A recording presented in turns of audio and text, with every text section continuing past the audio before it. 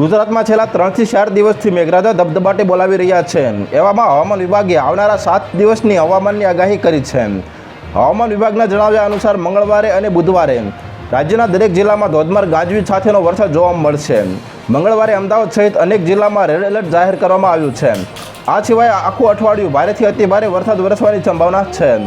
હવામાન વિભાગની આગાહી અનુસાર મંગળવારે દક્ષિણ ગુજરાતના 7 જિલ્લામાં યલો એલર્ટ આપવામાં આવ્યું છે, જેમાં મહીસાગર, પંચમહાલ, દાહોદ, છોટાઉદેપુર, નર્મદા, તાપી અને ડાંગ જિલ્લામાં ભારે વરસાદ જોવા મળશે।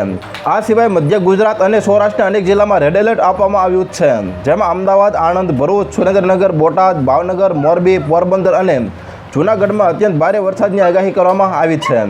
આ સિવાયના દરેક જિલ્લામાં હવામાન વિભાગે ઓરેન્જ એલર્ટ જાહેર કરી અતિ ભારે વરસાદની આગાહી કરી છે। તો હાલ અત્યાર માટે આટલું મિત્રો, ફરી મળીએ નવી અપડેટ સાથે। તે પહેલાં વિડીયોને લાઇક કરી ઓનલી ગુજરાત ન્યૂઝ ચેનલને સબસ્ક્રાઇબ કરી દો અને પાછા ઓલું બેલ આઇકન પણ દબાવી દો, જેથી તમને નવી નવી ખબરો મળતી રહે।